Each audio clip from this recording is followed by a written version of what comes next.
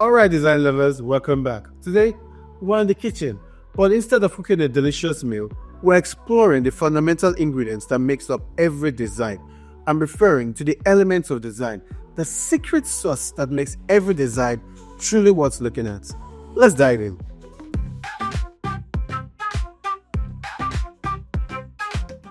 Let's start with the most basic element, line. Think of lines as your knife cuts. They can be straight, curved, thick, thin, or dotted.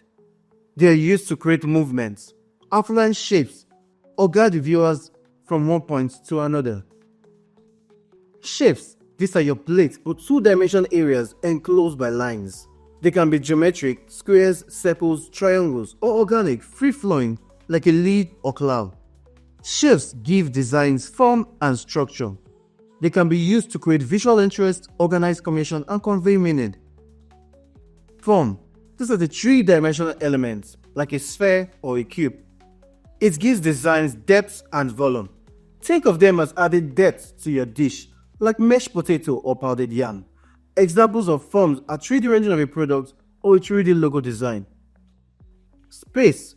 Just as important as the food is on your plate, so also it is the area surrounding the food on your plate. Space refers to the areas around and between the elements in your design.